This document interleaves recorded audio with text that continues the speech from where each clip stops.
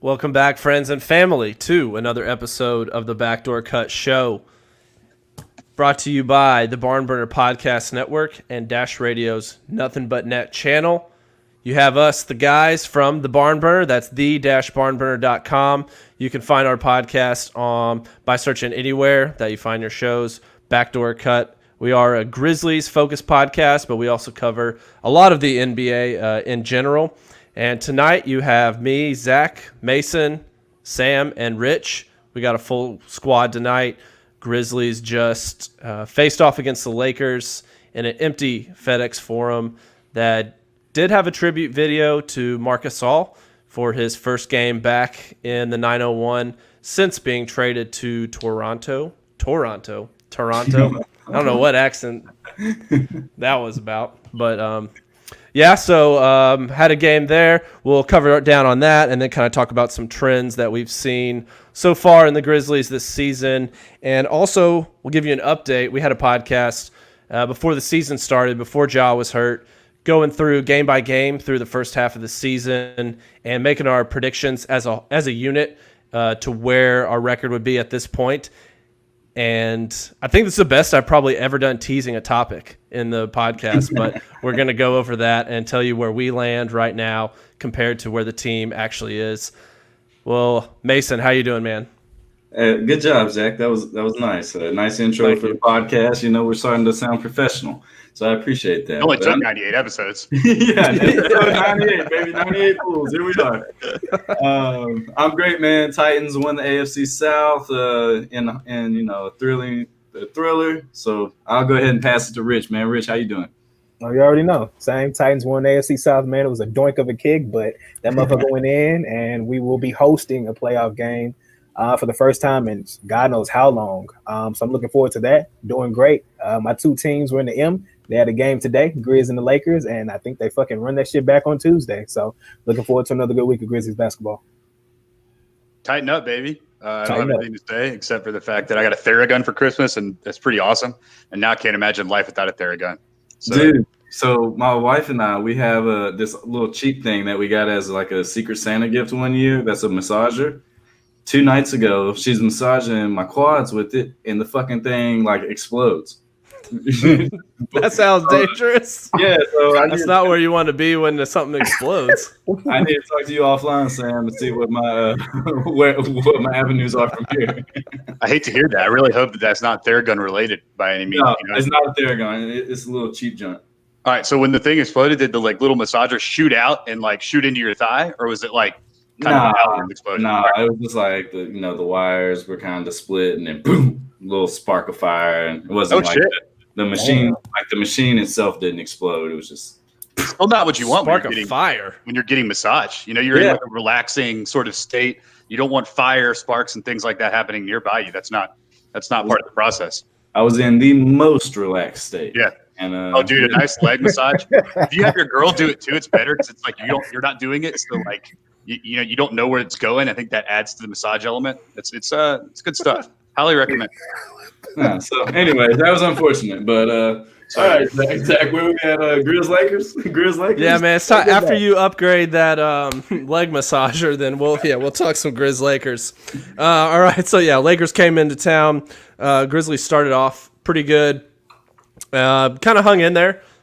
The synopsis of the game is hung in there until the fourth quarter when LeBron decided it was time to play, put the game away, and really just ran away with the game single-handedly to start the fourth quarter.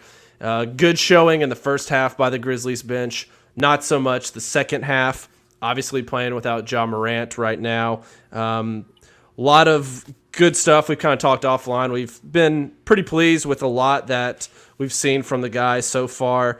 Some of the game highs tonight. Kyle Anderson had 18 points on 7 of 19 shooting.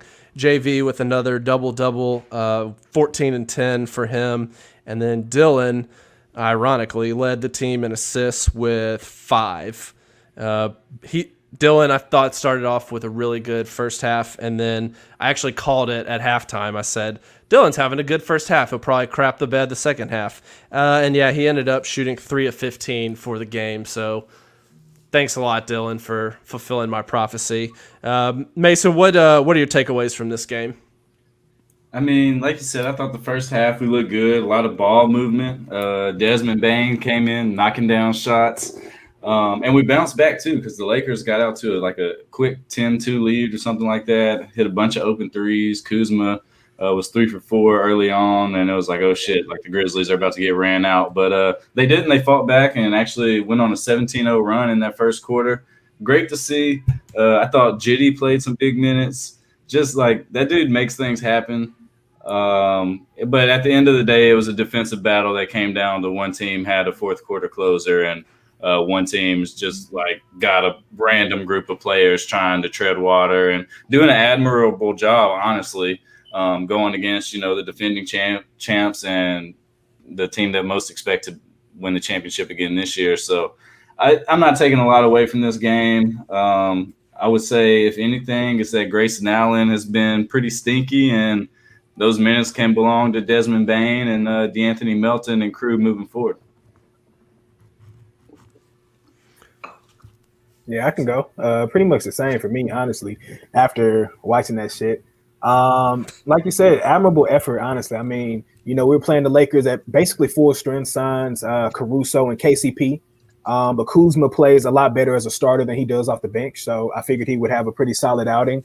But yeah, I mean, the guys, they're just leaving it all out there. They were just, overmatched. This is just, a thing. I'm not expecting the Lakers to. I'm expecting either AD or Braun to rest in the second game.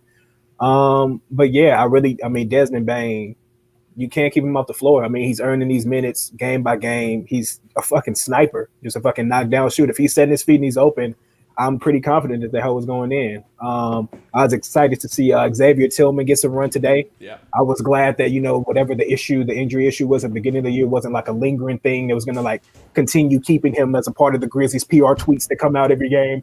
But yeah, it was nice to see him kind of active on the boards, doing his thing and what have you.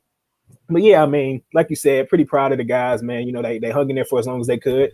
And, Braun really woke up and kind of took over in the fourth and, brought that shit home. So just another one, chalk it up to the game and move on to the next one. Zach, what'd you think? So one thing that I was really pleased with was Tillman's performance tonight.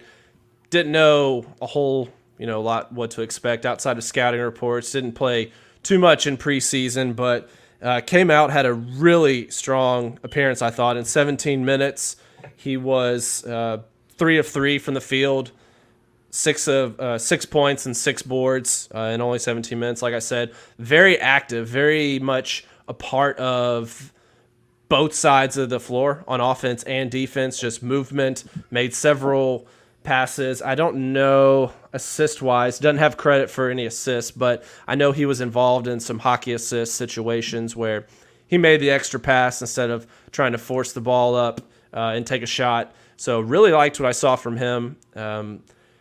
Hopefully he's back for, a longer period of time and doesn't tweak the injuries that he's got, because our depth's pretty small there. I mean, Montrezl Harrell pretty much ate up Deng tonight, whereas Deng played really strongly against Charlotte the other night. Montrezl was just too physical for him, and I know he had a double-double in pretty limited minutes. Let's see, Montrezl had 16 and 9 in 20 minutes, so he definitely ate down in the post. So Memphis really struggled when Valanciunas was out of the game. One thing was that Anthony Davis didn't have a bajillion free throws like he has had in the past, so that much I appreciated. Had 17 and 9, but honestly, when you have all NBA talent like that, that's holding them in check pretty good. So it wasn't that beat us. It was honestly just LeBron in the fourth quarter taking it away from us. Yeah, I think the headline here is what we like to see when it comes to playing like a pretty battered team. Is you're playing like your reserves. You just want to see effort. You want to see good ball movement. You want to see synergy. You want to see defense, and you want to see like the guys developing. And I think we're seeing that in these games. And if we lose them, so be it. I mean, I think that we've discussed both outcomes. Either we go dancing in the lottery and then add another talent to John Jarrett, or we make that playoff push or whatever. But I think that this is kind of what you want to see. A game like this, I can watch losses like this, if that makes sense. It was just a star player at the end of a game taking it away from us, and that's just the way it's going to be on nights like this.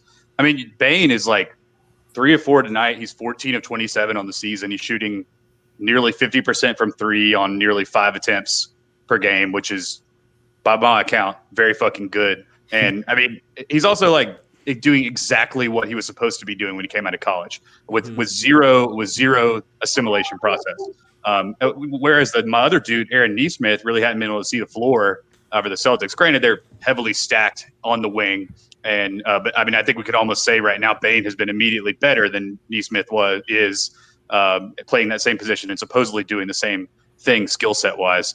So I mean, everyone wants Bane to get those starter minutes. Even I think Grayson just kind of like he's grandfathered in to some degree. I think that the Grizzlies probably kind of have a thing there.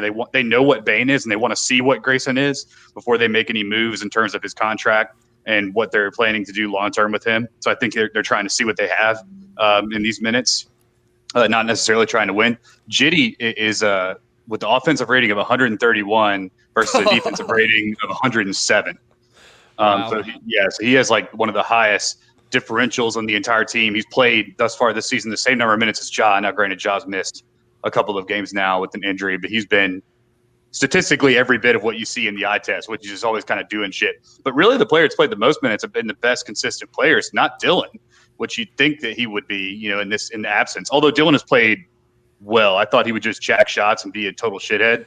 But he's actually passed the ball a lot and been pretty effective. But it's been Kyle. I mean, Kyle's played really fucking good, and I mean, I didn't think he could play this well as kind of the basically number one or at least 1A, 1B to Dylan offensive option on the floor while also playing impromptu point guard for most of the possessions. So I've been very impressed with Kyle. I know Mason has not been impressed with Kyle through some of his tenure as a Grizzly. What are you surprised to see this? Are you like, did you always think he had this in him? I mean, is this shocking or is this like he's finally healthy or what do you think about this so far? And is this sustainable? Well, I mean, no, he's not going to score like 27 points every night. As we saw tonight, he was 1 of 8 from 3. But I just think he's being used correctly. Like, he's a point forward. That's what he is. He needs the ball in his hands, and he can make the players around him better. He's got amazing court vision, and he's got the length and utilities, like the skills to be an effective player. And when he's knocking down three-pointers at league average rate, like, he's nothing great, but he's a role player who can create for others, which is what we are severely lacking. So, yeah, I mean, kudos to Kyle. He's put the team on his back, and like you said, been our best player so far. I do like what I've seen from Dylan. I think his vision and his willingness to pass is improved, but I think he's just asked right now to be in a scoring role, him and Kyle both. So they're taking shots that hopefully when the entire team is back in tow, they won't be taking, but we have no other choice right now. Like, they have to take shots just with the way the NBA offense works. And they're doing an admirable job, like I said, but we're not going to beat the Lakers, many times.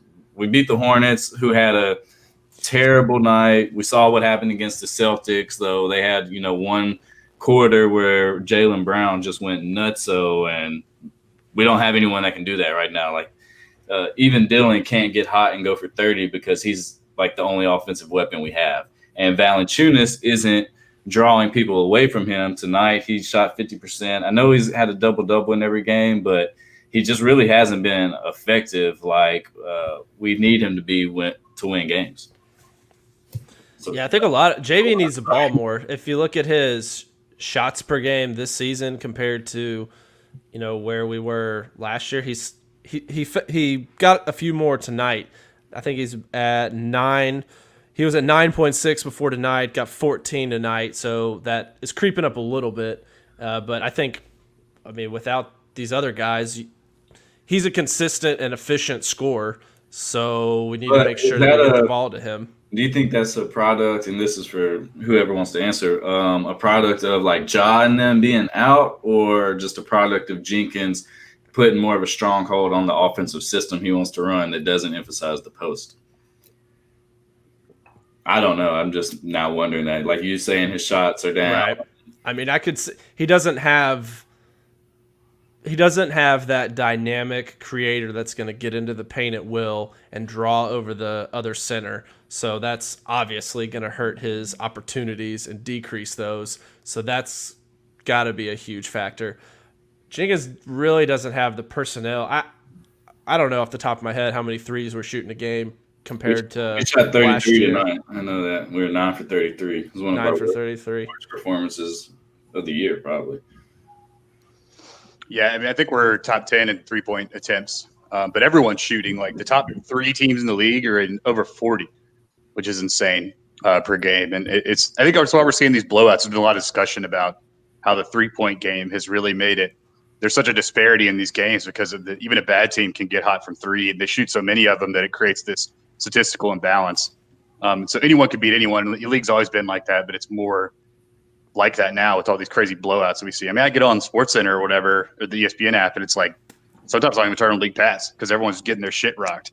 And it's like I don't want to turn it on and see like the campaign play like the last 2 quarters or the second half because like the Suns are blowing someone out or whoever. Shout out campaign Memphian, but you know what I mean.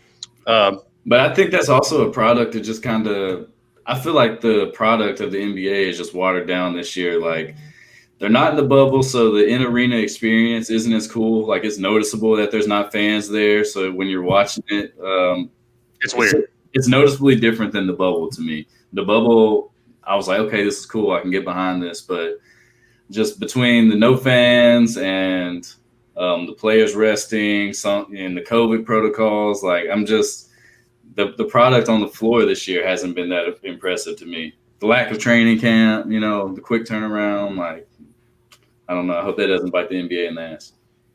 Well, they're going to add 2 more teams and replace that revenue. Yeah, I guess so. Yeah. So we'll see when Seattle and Vegas are in 2 years and how that's going to work. But yeah, I mean, the Grizzlies so far, they've looked like, everyone's playing like we thought they would, I think. I mean, I haven't been particularly impressed or not impressed by anyone except for Grayson. Hasn't played that well. And Sean McDermott, I mean, he's obviously asked to play minutes when he ordinarily wouldn't be, but you just hate to see it when a guy's brought in as a sniper and he like quite literally hasn't made a 3 yet. He made one the other day. Hey, was that the Charlotte game? Yeah. It might be me. Let's see what he does moving forward now. Maybe so. D'Anthony Melton back from COVID protocol tonight, didn't play a minute, got that DNP CD. You wonder what that's about. Is it just let's work this guy back in because he either had COVID, which I guess he didn't because it hasn't been 2 weeks, so he must have just been contact tracing, right? But what was the deal with that? Why didn't he play a single minute? That was interesting. Any thoughts on that? Jenkins just said he hasn't played in the game in over a week, so we want to work him back. The same old Grizzly story. We want to be cautious with him and work him back slowly and, take this L while we can. Yeah, it's fucking soft tank, man. That's what this is. These guys are con artists. So Rich, let me ask you this. Melton, in theory, will be back on Tuesday against the Lakers, and this is how the backcourt minutes were divided up. Tyus had 32, Dylan 30, Bane 20, Conchar 16, and Grayson 14. How do you see that kind of working out with Melton back? Shit. Yeah, I mean, Melton's going to demand minutes, of course, as well. I mean, he was brought back here for a reason this summer. But yeah, so something's getting chopped, man. I think, the common theme around here is that everybody, senses that Grayson is struggling.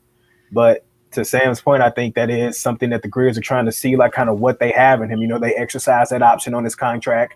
They're really trying to see, man. But honestly, Desmond Bane, Conchar, and Melton are people who I don't mind being on the floor. They're going to impact the game in some way positively. I love what I've seen from Conchar. Desmond Bane, we've talked ad nauseum about like what he's brought already. And so for me, I don't know, man. Dylan's going to get his run. We know Tyus is going to be PG1 for the foreseeable future while Jaw is out. So that's kind of set in stone. Tyus is going to be starting at the 1, Dylan at the 2, or what have you. But Grayson's going to have to hit shots, man, at the end of the day. That's what I think is going to come down to. He's going to have to be able to receive the driving kick and hit the open threes. He's not really impacting the game in any other facet where some other players might be able to, be more of a disruptor on defense, or, get into the lane like Jitty and get rebounds, or, snipe like Bane. Dylan's going to do his thing, whatever it is that, he wants to bring to the table. But I could foresee, I just don't want it to be a situation where it's Bane's minutes that are affected by Melton coming back, because that's what I'm hoping isn't the case. But, you never know. With what we have going out right now, because it's clear that they're trying to make some sort of investment in Grayson with picking up the option. But man, you got to produce when you're on the floor. So. Yeah, but at the same time, Bane is a first-round pick, so he's arguably a bigger investment. Facts. So you got him for 4 years, and there's no reason to not play him right now. Like, he is earned. He can't get on the floor now with all these injuries. Like, playing as well as he has. What's going on? I've liked Jenkins' coaching job so far. I don't know if you noticed, but JV was coming out of the paint. They didn't play drop defense last night. He was hedging a lot on the Anthony Davis pick and roll, and it was effective. I mean, Anthony Davis struggled, so like I noticed that, because like we've criticized Jenkins for being like, I'll play drop defense if the fucking apocalypse is happening and like the world's burning down around me. JV is going to be in the paint, and that's the way it is. But I think he's really adjusted. He realized that in the Charlotte game they like to run even more than the Grizzlies do, full health, so he slowed the game down. There were less possessions than the Hornets had all season that game. We saw a pretty low-scoring game, too. They played into the Grizzlies' hands in the half court. So I think he's been pretty smart. But the rotations are a little strange. The minute divvying is a little strange, to the point where I feel like it's coming from management, Because I think Bane contributes to winning right now. The question is that our goal? I mean, I don't know. Right. Sammy conspiracy over here. But to be fair, he was third in the backcourt in minutes played tonight. So, not bad for a rookie coming off the bench. 20 minutes, we could see that pushed up a little bit more. But and I guess another option when Melton comes back is maybe Gorgie sees less minutes. Yeah, that's where I was going to go. I would hope so. Although he was kind of hooped tonight. He had that turnaround J, baby. Gorgie he got some tools in there that he's showing off this season, man. Like, we are asking him to kind of be like a tertiary playmaker, and he's not. I mean, he got some moves. He had the dish to Tillman for his first dunk. Like, here you go, young fella, get these 2 points. I mean, feel like magic. The problem is that he, like, as many of those plays there are, there's like a crazy ass 5 second into the shot clock, top of the key three, and just when he's feeling himself, you can tell. And you, again, we've said this before. You want the guys to play free, and it's like striking that balance is nearly impossible. So, but I enjoy watching him. I'll tell you, the bench loves it anytime he has the ball. I mean, if you watch them, like, that's always something I love to do. Is anytime Gorgie does anything remotely good, like, they're fucking hype. And the bench has been really fun to watch. With John Jaren are basically like standing up the whole time, like just clowning, and Ja's basically coaching from the bench a lot, pitching at the refs a lot too. You love to see it from your franchise leader. But I mean, any other thoughts on what we've seen so far? Zach, did you want to talk about our predictions, or do we want to talk about what games are coming up, or where we want to go? You outlined it so well that I want to stick to it rigidly. We got one more player I want to talk about. Zach, what's wrong with Brandon Clark? He had like 5 points tonight. He just doesn't look like our guy from last year. What's wrong with him is he ain't been traded not at all. I mean, obviously the shot is weird. It several times in the Charlotte game it looked a little better. I think part of it also is he hasn't been getting his shots. I mean, okay, he's missed a lot of wide open threes that should be his shot for sure. But more recently, the past few games, he's gotten those floaters in the lane that he's kind of become famous for with his cult following. So I think I'm hoping that seeing some of those drop in are, going to help him get his rhythm in, kind of get going. Tonight, I just didn't notice him watching the Lakers game. He was there, and I think plus minus, he was really close to zero. So literally he was just kind of there. What he had 8 points, 7 rebounds, but in 28 minutes from your starting power forward, that's not great. And that's the fear, right? Shooting. That's the fear of him being a starter down the line, or this year or whenever, is that's what you get when he goes up against a superstar. Here's my thing: is I champion him getting the starting spot right now, because if he's going to be part of this young group going forward, Memphis needs to find out, similar to what you guys are talking about with Grayson, find out what he is, what he can be, what we have with him, before we get in too deep and decide to invest too much in him, and he's not the player that we thought he was going to be. So we're going to take some lumps probably by starting him and giving him all those minutes maybe, instead of last year where he beat up on everyone's second units. But I think that if you're talking player development, that's a really important thing. Let him and Grayson, guys like that, try to work through their issues and see if they can get to the other side of it.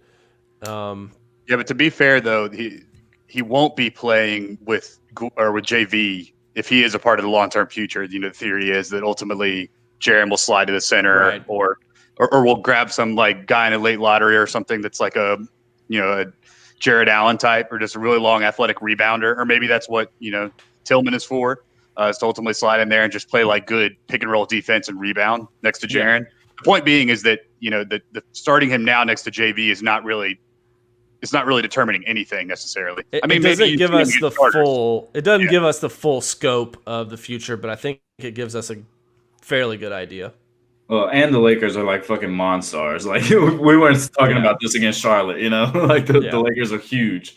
Yeah, but he just doesn't look as athletic. He just doesn't. He really there's something that might be a lingering injury, some groin injury I think that he had going on that could really affect your jump. Obviously, I mean, there's something going on. He's not like catching lobs, running the floor like he usually does. He's not. He's really just not like going up as powerfully when he catches the ball on the block. And he's had to create all of his push shots. I've noticed. Like usually it starts with him getting the ball top of the key and him dribbling, jump stop, and then he tries to do his little floater. But it hasn't been like we've set him up seemingly as much as we did last year. And I don't know what that is. I don't know if he's just not getting his spots. I don't know. But I really think he struggles to play next to JV because JV's just he's either down there awaiting a post up or at the perimeter. So what's his point there? I mean, he doesn't shoot it well. It's when it kicks out to him, I feel like it's kind of a lost play. So I don't know. I mean, he doesn't look as good. Man, ever since I read Zach's article about JV, I've just see him as expendable moving forward. I think those are the most hollow double-doubles. Super expendable. I feel I hate every time I see JV when he stops at the top of the key, because I know he does this little the ugliest pump fake ever when he's faking the three and then he drives and then you're not gonna create and finish. It's just not the prettiest game. It's just very large man. He's just kind of lumbering up and down the court, man. And like you say, the fit with BC just isn't there. I don't think BC is 100% healthy. I'm not quite sure how the injury affected him or what his offseason looked like. But yeah, man, it's just that something's off. The synergy is off. The timing with Tyus and, even Jaw to a certain extent has been off in some of those, uber athletic plays he was making last year. So I'm not sure, man, if he's in his head, if it's the yips or what, but I hope he can figure it out. Because if not, we want him to be a part of this team in the future, but, I don't think he's untradeable. I hope he didn't hear last season that he was untradeable for Bradley Beal, and now he's just kind of content. There's two outcomes. Either he's hurt and we don't know about it, or he just didn't improve at all. And from a guy going from 23, 24, 25, you have to see improvement year to year in that key time, So either of them is really worrisome. And I think honestly, if he just didn't improve at all and in fact got worse because he was worrying about his wardrobe or getting his wave god thing on or whatever. Super rebrand. He went through the super rebrand over the summer, man. But whatever. That's cool, man. You want to hang out with Jaren a bunch and get into that. That's cool. But just be better at basketball. Or, I mean, he's hurt. Those are the two outcomes. And I don't know which one it is, but we'll never know because Grizzlies PR will basically keep that like an M. Night Shyamalan twist, his injury. We'll hear about it 2 years from after he's traded. Or he's slowly working his way back from the injury or whatever. Get his legs underneath him, I know. But then we get that kind of he's like, oh, now my legs are underneath me. And because he has a good game. And then the next 2 games he puts up some stinkers. And then he's like, oh, I don't know. I'm coming back still. It's like, well, wait a minute. And so, whatever. I'm not here to criticize everybody. I'm just here to say go Grizz. So And I want to say I'm not completely out on Grayson Allen. I just don't think he should be playing right now. Like, he's not hot. He can't make anything. Sit on the bench. All right, Zach, our record predictions. We're 2-4. Is that what we thought? So we had up to this point. So we played 6 games. We are actually 2-4. What we predicted was 1-5. Oh, we So we pretty. Damn. We predicted the Nets. We predicted the Nets was going to be a loss because we obviously couldn't have anticipated they were going to rest KD and Kyrie, which is part of the season though. So games that we predicted. I mean, this is COVID season. Guys are going to rest when they otherwise wouldn't. You know, I think people think they could beat the Grizzlies even, you know, resting guys. So that's a good game to rest. You're starting second nights of back-to-backs too. So you know, it does kind of change the predict. You have to assume everyone's going to be healthy though. Yeah. So I mean, 1-5. Yeah, I mean, we obviously weren't projecting that Ja would be out, so that definitely is a big factor in the. Y'all remember at one point when Justice was going to be back in December and Jaren mid-January? That was like the initial report for the season. And here we are, January 3rd, and no Justice, no sign of either of them, you know, of when they might be back.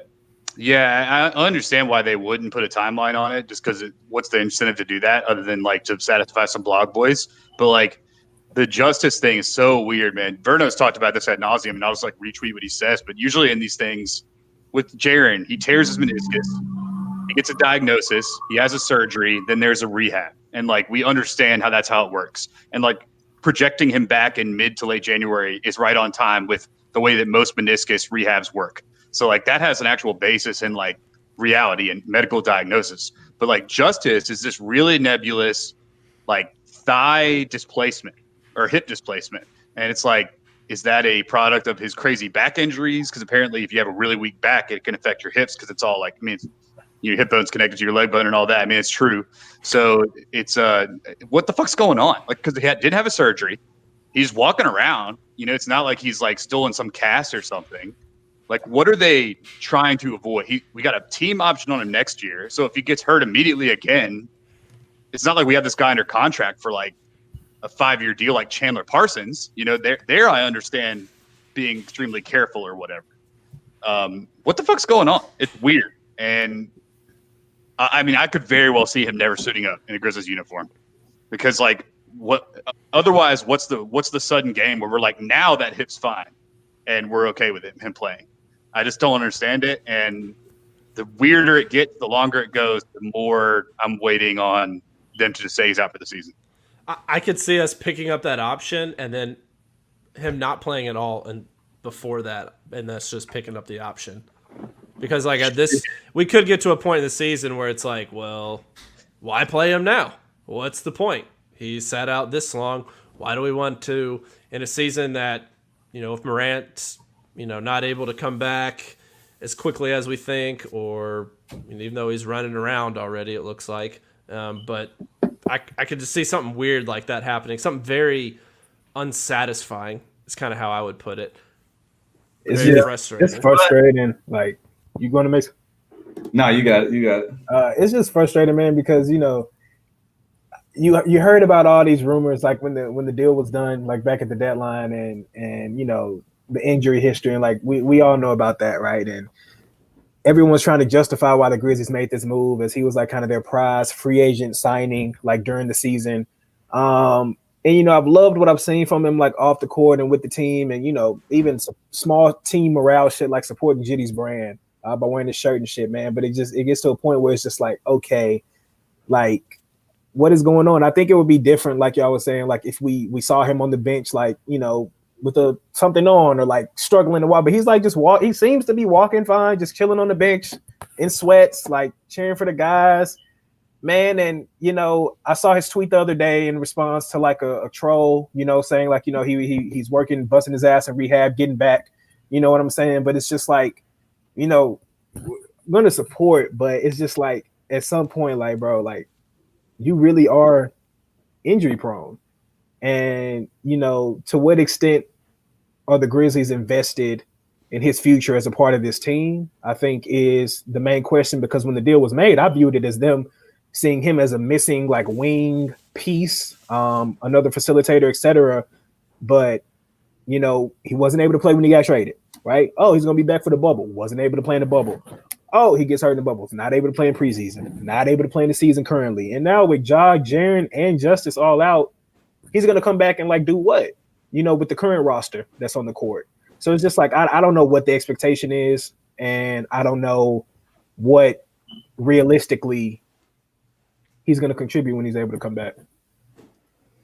Yeah, I mean, at this point, it'd just be nice to see him on the court at some point. Like Sam said, I'm not holding my breath for him anytime soon. It'll just be like it will legit be like a free agent signing when he comes on the court because I don't expect him to play.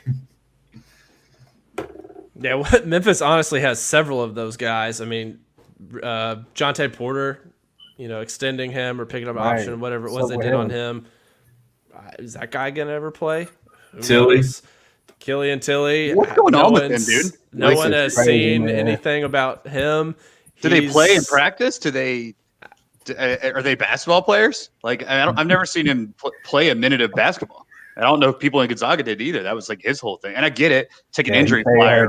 I'm like, dude, I mean, at some point, like, you got to fucking play. That's kind of the whole thing.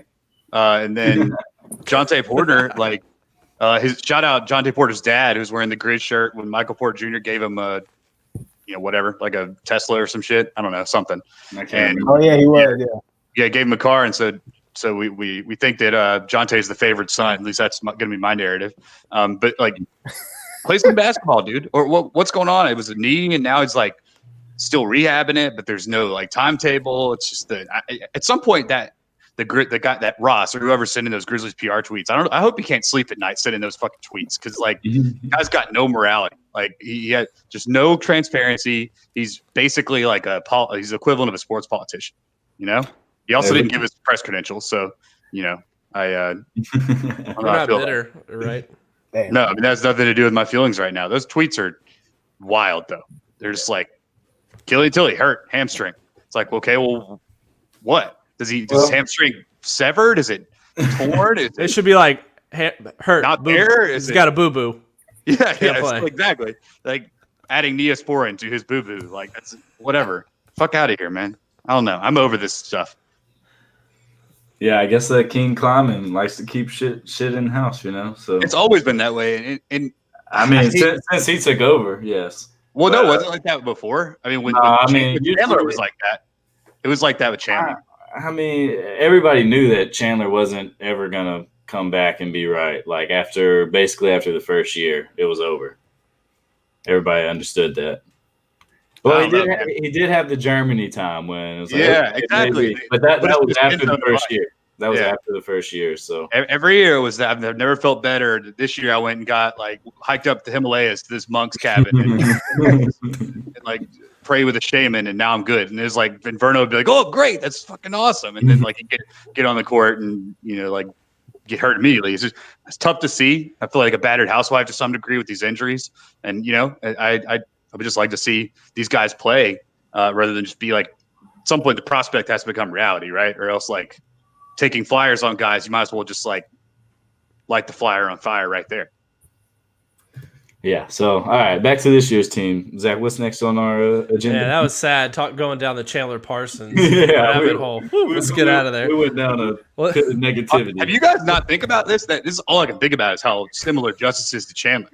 Like how the spin zone of it, like the ambiguity of the injury, and like he's the guy, like he's the piece we've been missing. We just got to get him back on the floor, and it's like there's no clarity. To me, it's nowhere near the same because Chandler was like the piece to like put us over the edge for a championship. Like Justice is the piece to like help us with the rebuild. Like so, to me, it's not really the same.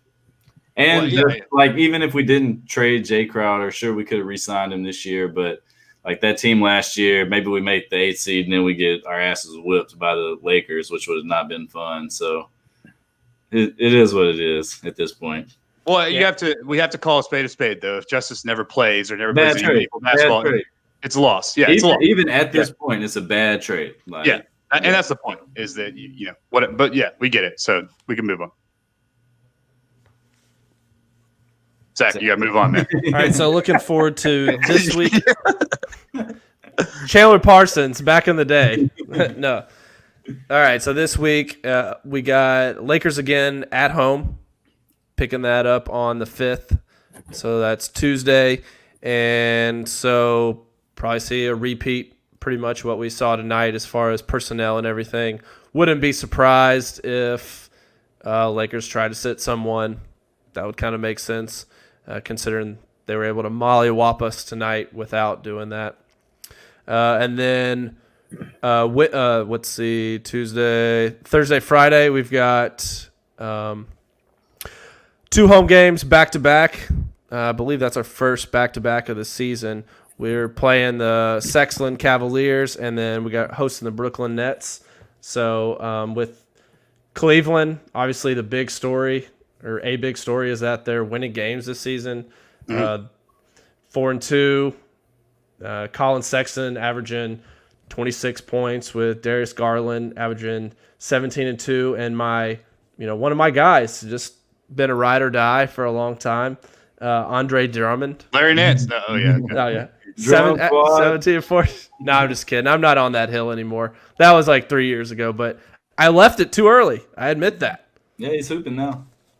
He left the land of a million sinners, and I'll be damned, he's doing better. But you guys watch much Cleveland? I haven't been able to catch much of them yet this season. Any thoughts on them that stick out to you guys?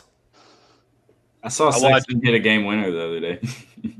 I watched 1 minute of them, and then Larry Nance missed a dunk and it hit the back of the rim and then bounced into the backcourt, and then I got kicked off League Pass because we had too many viewers. So haven't seen a lot of them is the short answer there. League Pass, by the way, the NBA has been hit hard financially, I suppose, because they used to let you have 7 viewers at a time. Now it's only 2. So, yeah. Sorry if you get kicked off when I come on. No, I mean, hey, that's kind of part of the leech game. You know what I mean? I just kind of like retreat back to I kind of feel terrible. I feel like I was looking at like weird porn when I'm like, oh, whatever. I guess I'll just like watch, some HBO show or something. All right. Well, Zach, I feel like you need to bet these games. At some point we challenge you to be Adam Sandler's character from Uncut Gems. I feel like you need to channel your Howie Bling and bet the games, and we just got this segment right now on a Make-Up. Check this out. Come on, KG. This is no different than that. This is me. All right? I'm not a fucking athlete. This is my fucking way. This is how I win. All right, Zach, how do you win? What do you take us through this week? You got to give me a few minutes to look up the lines on these real quick. So I don't think they come out until like the night before. So that's man, just bet, just from the hip right now. Do the Grizzlies win a game this week? Yes. I'm sticking with our original predictions, and I'm going to say that they beat Cleveland this week.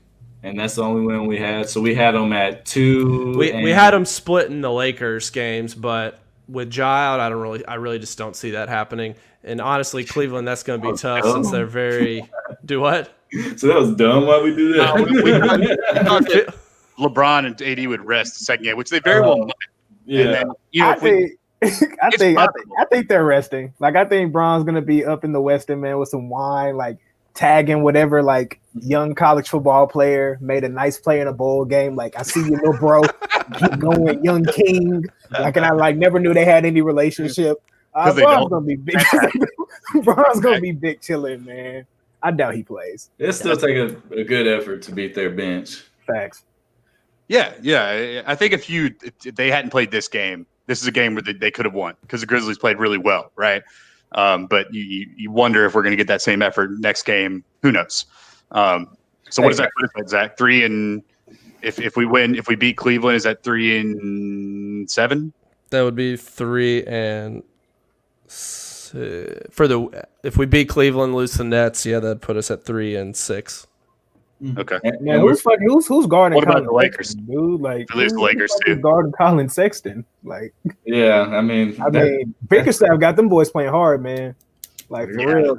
And Kevin Love is still injury prone as fuck. Like, Kevin Love is still always hurt, so we don't have to worry about him or anything. But that backcourt and Nance, Drummond, I still think Kevin Porter Jr. is out, but yeah, Cleveland's not the mark it up as a dub, team they've been for the past few years.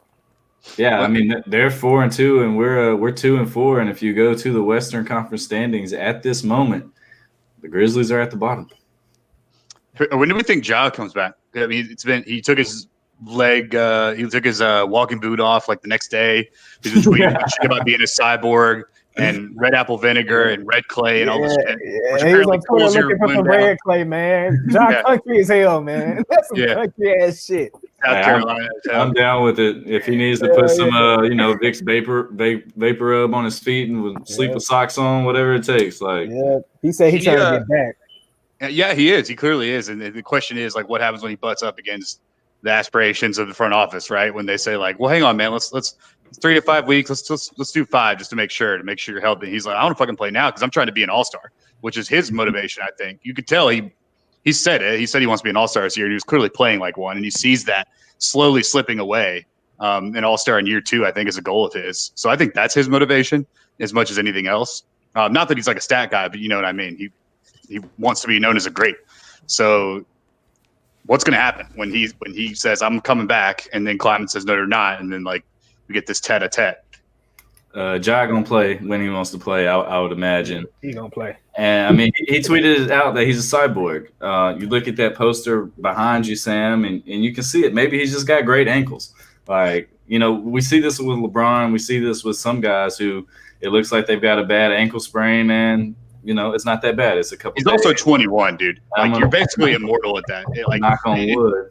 But yeah, in terms of like little injuries like that, I mean, you just come out of it so quickly, as opposed to now. If I roll my ankle like that, I'd be out of commission for like 6-7 months. You call me Justice Winslow, but like I don't, with Ja, like I really think he looks good. He's shooting threes. I mean, he's shooting half court shots. Like, he wants to play. But if y'all are betting, when's he coming back? Is he coming back like in 3 weeks, which would put it in 2 more weeks? Or like around MLK Day, or is it? What do you think? I say he'll be back after that Brooklyn game. So they didn't play this week, so that'll be 2 total weeks recovery time. Yeah, that's what it seems like to me, and it might be sooner. Okay. I think he's back game before the MLK Day game to get ramped up, and then do his thing on national television against the Suns. Yeah, that's what I'd bet. I'd bet that. That's probably the most likely outcome. He's going to play the MLK Day. And if you get Jaren back too, that could be a fun little TV moment there. What the fuck's Jaren going to look like when he comes back? So many questions, man. So many unanswered questions. Zach, answer these questions. Yeah, I mean, we're talking about like the guy. We're going in depth on guy number 9 and 10 on the roster right now. We need some starters back on the court to give us.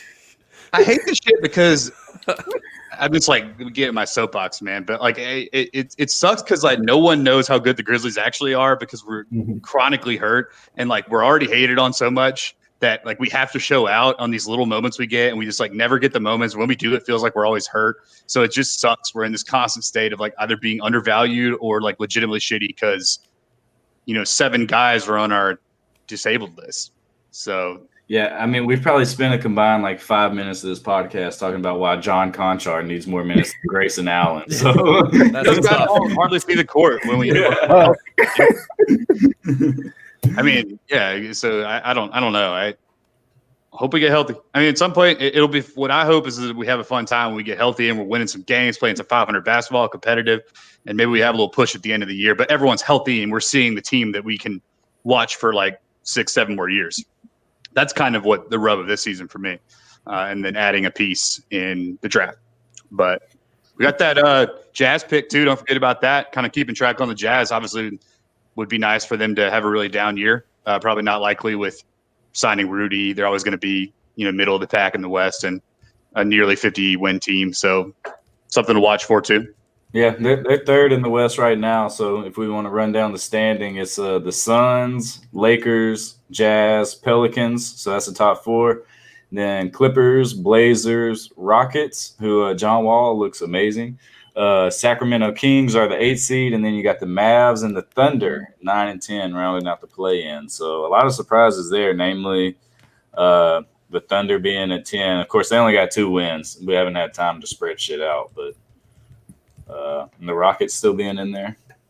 I think around the game, 10 games in, we need to go through and give our worst takes from the beginning of the season. Like the things we were most wrong on after 10 games, that's like a decent enough sample size. Oh, you're hoping them Sacramento Kings win some games because I think they're on a losing skid right now. That's just me teasing it right now. I mean, hey, you want to project how you feel about the Kings? It's fine, but I'm just teasing the segment right now. I'm just good radio. As my boy Big Perk said, Kings ain't making the playoffs. Shit. All right. Well, I'm going to not work this week because I got hip displacement. And as a matter of fact, just write me off for the rest of the year. 2021, it's tough beat. Team option. We'll see what the company decides. See what the firm does. Yeah. I'm in the partner track right now, so they could just very well let me go. So you'll see me doing like I'll be down at the court taking appointed cases, defending everyone down at 201. Shout out. Zach, what about a trend so far this season? Anything that you wanted to hit on specifically that you've noticed so far? We have about 5 minutes left, So we briefly touched on Kyle Anderson and his, how he's taking more shots. Let me pull it up real quick, but he's literally taking twice as many shots as he has in any point in his entire career. So, I mean, he's taken – tonight he took, I think, 19 shots, which is – we complain about Dylan taking a lot of shots, and we want those shots to go to John Jaren when they're on the basketball court with him. So it's kind of funny that we're at the place now where Kyle Anderson, who perennial takes 5-6 shots a game, is getting hella shots up every single game. And we're like, yeah, that's all right. We're cool with that. And it doesn't feel that wrong with the situation that we're in. So just his impact that he's been able to have there. He's also rebounding. He's having more turnovers, but he just is not going to be he's not going to be the primary ball handler on an actual really good team. He can be kind of a secondary, tertiary guy to help out and be a creator on offense with his weird, step through the lane, fade away, one-handed shot, and pass it off. But seeing him at that high it's kind of fun for right now, but certainly not something that's sustainable once we have a 50%, 60% of our actual roster back. But that number in particular stuck out to me, his shots per game. Yeah, well, what stuck out to me tonight was his 1 for 8, and we can't have too much more of that shit from downtown. No. But to be fair, it seemed we were getting wide open shots tonight against the Lakers. We just didn't make them. Yeah. Like, that could have been a close game. Kyle, Kyle's been great. Go ahead, Rich. Man, for me, I'm just, ready to see this team at full strength, honestly. I mean, right now it's just kind of, like you said, we still don't know. I know we're all waiting on John, Jaren, and Justice, but I'm honestly really interested to see, what we have in pieces like Jonte and Killian Tilly. The front office saw something in these players and, these kind of lesser-known players that they liked, apparently. So I'm just interested to see, what they can bring to the table. We know Jonte Porter's injury history at Missouri, same for Killian Tilly at Gonzaga.